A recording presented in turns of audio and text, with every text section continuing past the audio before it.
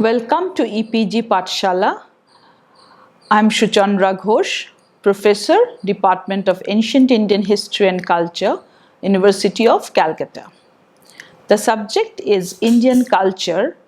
The paper is Indian polity, and today I'll be discussing regional polities, North India, from the 3rd century CE to the 6th century CE.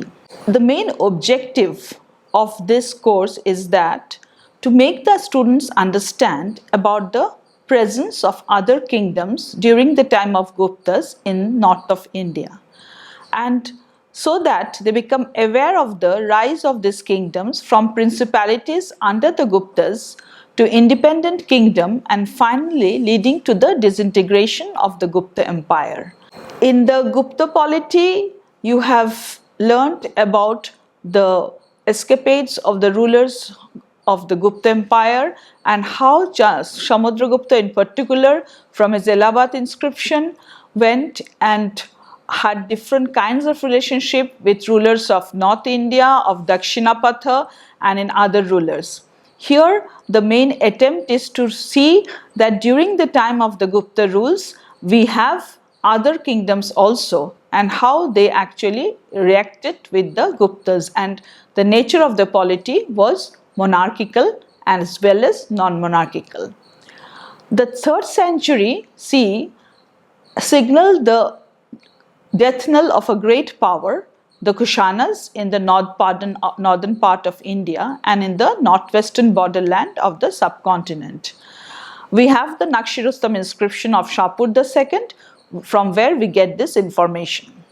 Now, with the decline of the Kushanas, the political scenario was dominated by numerous independent indigenous powers. The independent powers were the Mallavas, the Yodhyas, the Arjunayanas and the Madrakas in eastern Punjab and Rajasthan, the Nagas in western Uttar Pradesh, the Maghas at Kausambi, a number of small tribal states and forest kingdoms in the south of Uttar Pradesh. This was the scenario after the decline of the Kushanas.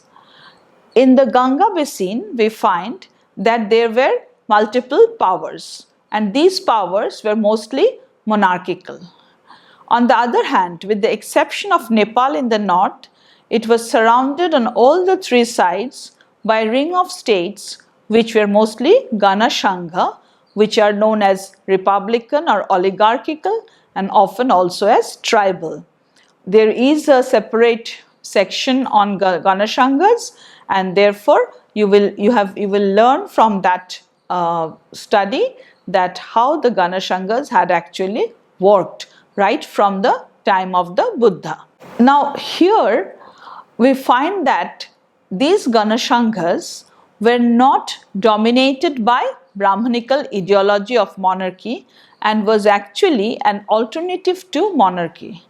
Gradually, the Gana Shangha political tradition had to succumb to the monarchical system, and I will discuss how in the Allahabad Prashasti we find that the Gana Shanghas were finally completely uprooted by Samudragupta.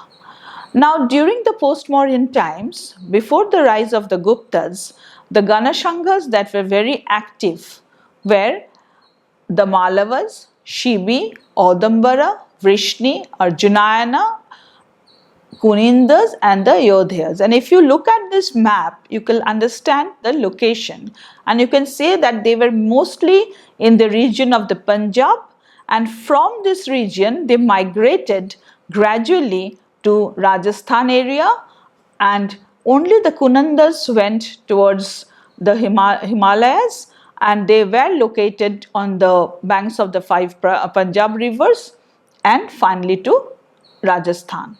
These areas where the Gana Shanghas were located were important networks of communication. Since they were located in the important networks of communication, they were interacting with different kinds of powers.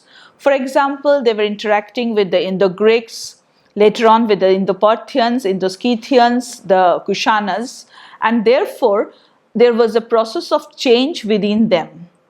And we have lot of these Gana Shanghas powers issuing coins and where we have the word Gana, and normally the coins with the word Gana are assignable to the 3rd and 4th century CE. With the passage of time, we find that the Yodhas, we have this inscription called the Vijayagar inscription and the seal, which speak of a Maharaja, Mahashenapati, and the seal adds Mahashatrapa to it as the head of the Yodhya Republic. Now this is very interesting because the assumption of the Mahashatrapa title was perhaps the result of the close association with the Shakas and Kushanas, and secondly, what is important to note is that they were Ganas, but now they were moving into a kind of a monarchical structure because they were using this title of Mahashatrapa or Mahashenapati, Maharaja. These were monarchical titles. So the changes could be perceived in this sphere. And as I mentioned earlier, since they were a part of the huge network, the discovery of lot of coin molds were found in Sunet region, in Haryana and other places.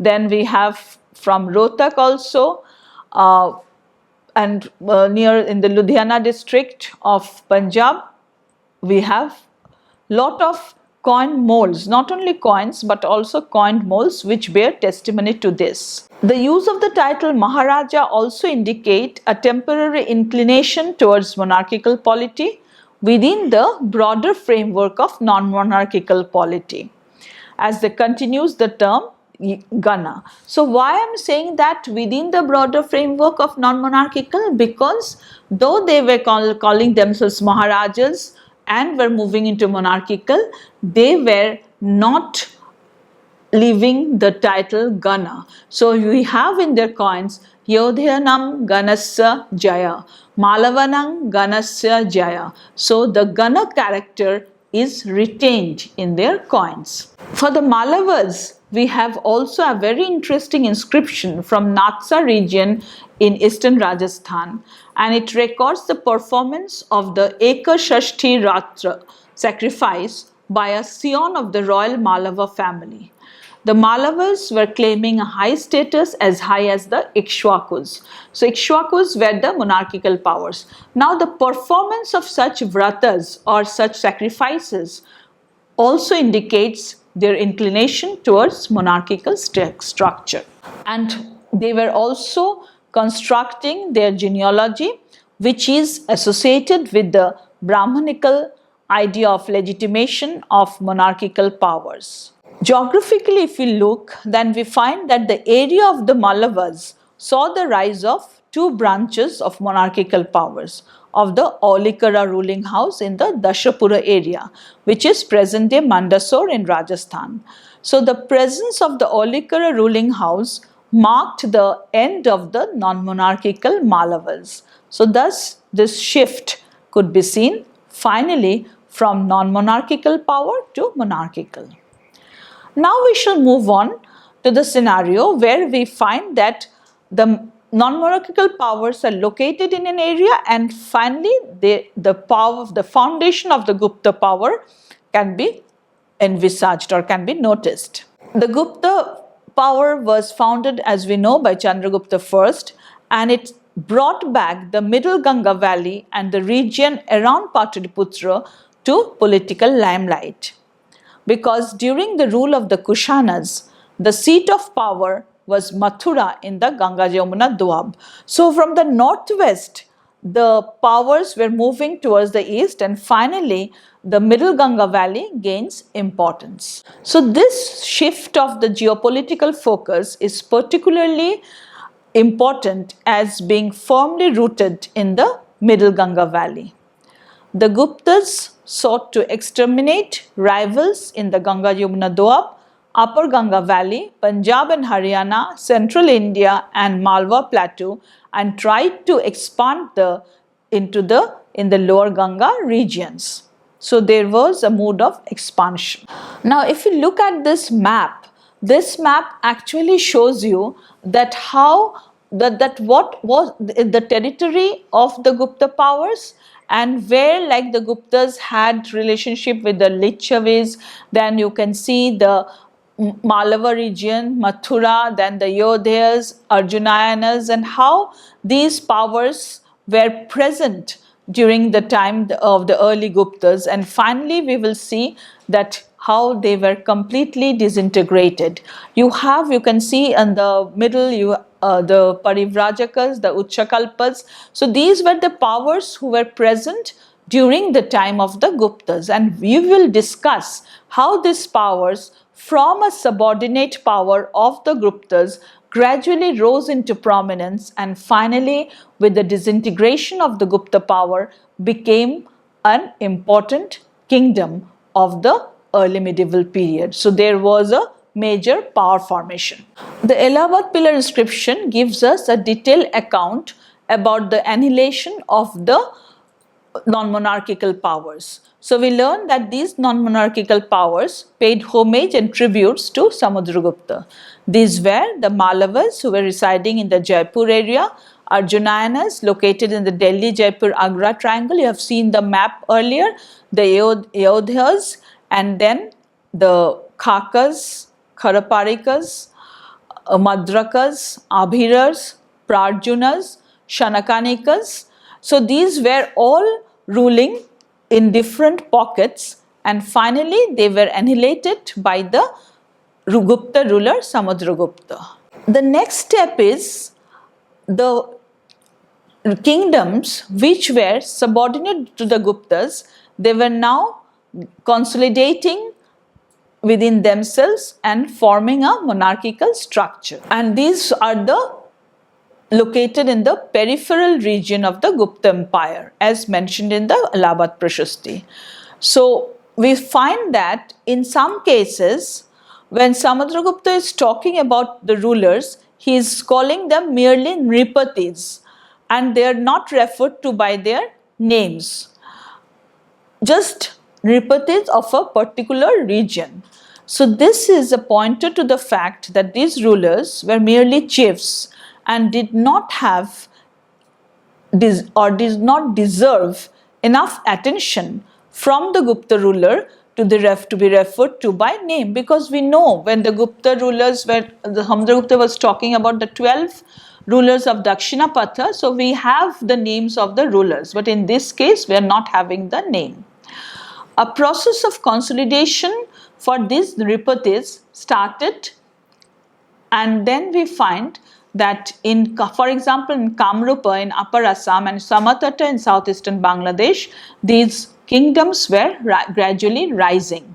Shamatata and Kamrupa were also one of the frontier states, Pratyanta Nripatis, as mentioned in the Allahabad inscription of Samudragupta in the 4th century, and so perhaps the incipient state now was put under a ruling family by the Gupta emperor.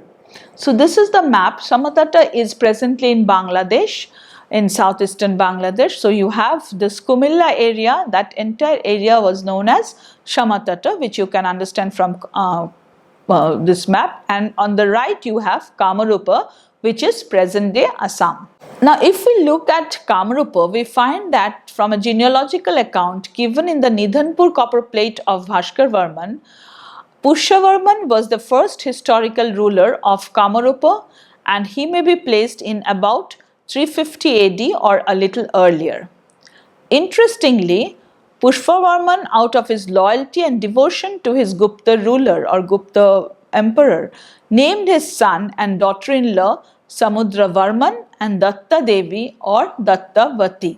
Though Kamrupa was comparatively a small frontier kingdom in the 4th and 5th centuries AD, in the first half of the 6th century, it appears that King Narayanavarman performed 2 Ashwamedha sacrifices, which evidently indicates some increase in the power of the family under him. And gradually we find that Kamrupa emerges as an independent kingdom and becomes one of the major powers in the early 7th century.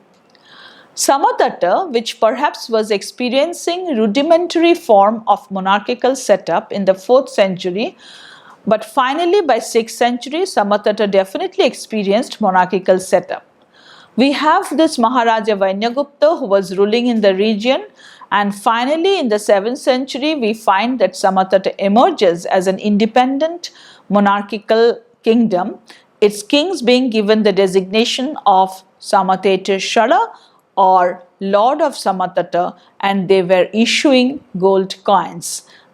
This example I have used to show that how a small peripheral kingdom or a frontier kingdom developed into an independent kingdom by the end of the 6th century when the Gupta powers were disintegrated. Now let us move into the scenario of other regional powers. All this time I was talking about the Eastern Kingdom. Now in this map you can see the other powers who were active during the time of the Guptas. So you have Pallavi, Saurashtra, then you have Bharukacha in the near Narmada, then you have in Kalinga, there is the Kalinga region. So this map gives you an idea of the powers, the Gupta Empire and the powers that were important at that point of time. During the time, we have in the Bagelkhand region the forest kingdom. Now in the Allahabad Prashasti we know that the Gupta emperor reduced the forest chiefs, Otavika Rajas, to his servants. It is said Paricharaka Krita. These forest chiefs may conveniently be located in the present Bagelkhand region, and it is obvious that this region was initially outside the purview of a complex state society. So it was not within the monarchical structure, but with the penetration of the Gupta power in these regions, emergence of a state structure following the pattern of the Gupta administrative system could be noticed. So the area which was not under a proper monarchical setup were gradually gaining monarchical structure. And this we know from their inscriptions. We have two dynasties actually of this region. One is the Uchakalpa and the other is the Parivrajaka family. So this is reflected from the copper plate inscription of Sarvanatha dated 512 CE belonging to the Uchakalpa family, and another copper plate inscription of Shangshobha dated to 529 CE belonging to the Parivrajaka family. Both of these ruling houses were feudatories of the Guptas and gradually rising into power. Thus, the pre-state Otobico society ends up being transformed into a monarchical setup. With monarchical setup, the social structure naturally became more complex and Brahmanical or Shastric norms were championed.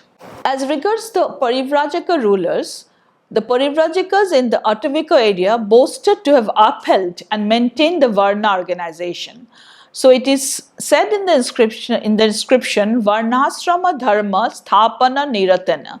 So a complex social structure was witnessed with the creation of agraharas, and this is very important that we look at the land donations in this region, which were revenue-free settlements and were used in favor of religious dones.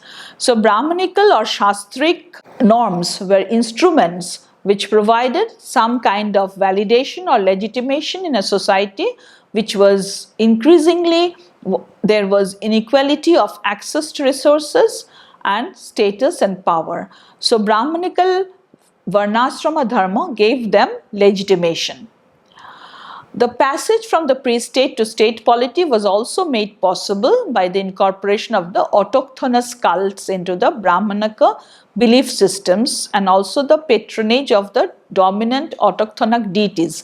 Purely here I may refer to Pishtapurika, the goddess, who was brought into the purview of worship of these rulers. The next phase that we see, that with the rise of these kingdoms which were originally under the Guptas, now with their rise another picture comes into the forefront, and that is that gradually the Gupta power was disintegrating. The Ganas passed into oblivion. The state society represented by the emergence of ruling lineages had covered all the nuclear regions and had progressed well into the peripheral areas by the end of the Gupta period. So the areas which were in the frontiers were now emerging as important kingdoms. Hereditary succession in the high official posts as well as in the families of the feudatory rulers resulted in the tendency to concentrate power in the hands of certain groups, which naturally threatened the stability of the empire. So some groups became powerful and so they were trying to be independent. That happened also in case of the peripheral kingdoms. Let us look at the region in eastern India, Kalinga, which was the outlying province of the Guptas. Here we have the Sumandala inscription of the year 250, which is dated to 569-70, refers to the rule of Prithvi Vigraha in Kalinga Rashtra in the Gupta kingdom. We do not know who was Prithvi Vigraha's overlord, but it seems that there has to be somebody from the Gupta kingdom.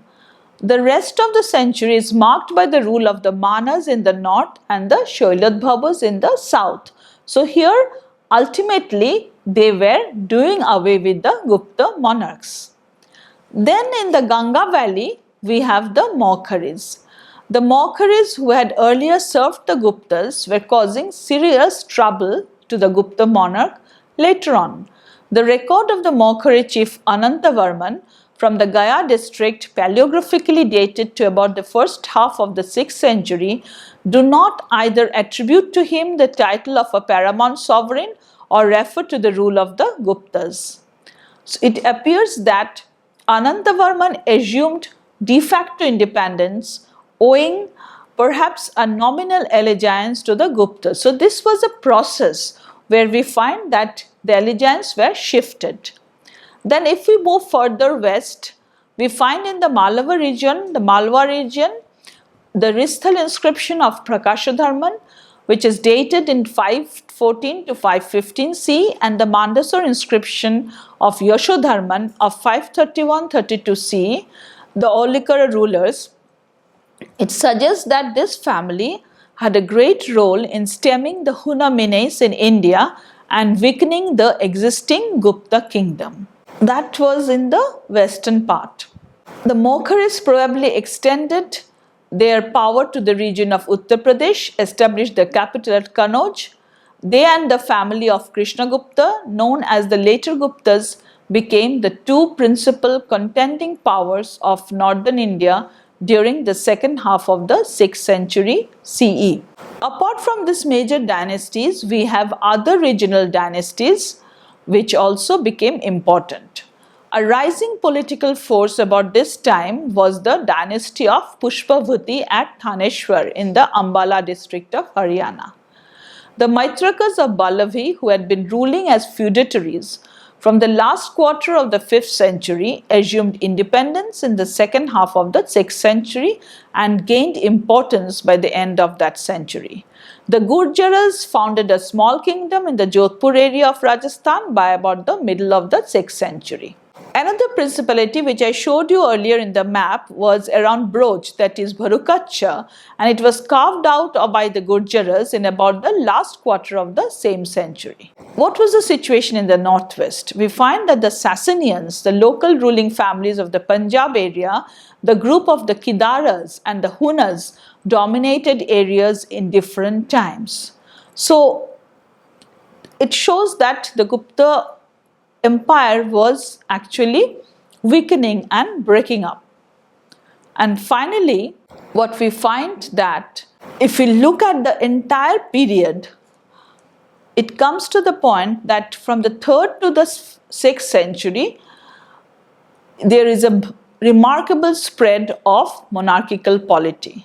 The political scenario cannot be viewed in terms of unitary powers wielding authorities over large territories. So you do not have one single power as a ruler of a large territory.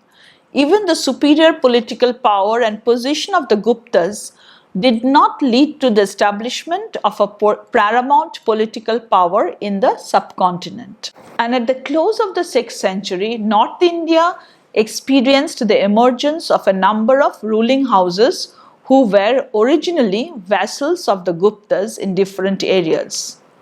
Though the strength and power of all these ruling houses varied, some of them made their presence felt at the turn of the century, 7th century, and North India saw the rise of some very important powers like the Pushyabhutis, the Maukharis, the later Guptas. So there were a kind of a major power formation.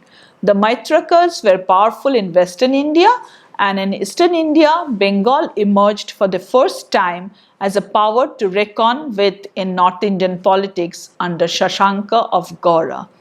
In Assam, we have the rise of the Varman dynasty with Bhaskar Varman as an important power. Thus, we find that if we look at this period, the shifts in the process of political structure is very evident. The powers which were originally subordinate to the Guptas gradually were emerging as important kingdoms, and finally these emergence led to the disintegration of the Gupta Empire. What we find that in Bengal, Shashanka was regarded as the Lord of Gaura. Bengal per se was not there at that point of time. It was an agglomeration of several small sub-regional powers. And then the rise of Shashanka and his taking part in the political struggle of North India made him very important, and we can see the major power formations in the entire north of India. So we have the later Guptas in Bihar, we have the Maukharis in the UP region, then later on that region was covered by the Pushyabhutis who were originally in the Punjab regions. In the west we have the Maitrakas of Ballavi. Then when we come down, I have not discussed South India because you will have a separate module on that, but you can see that Pulakeshin was there. And then if we go to the east, you find that Shashanka, Bhaskar Varman of Assam, and in the Orissa region there are local powers, for example the Shailadvaba dynasty, the Manas, which I have talked about.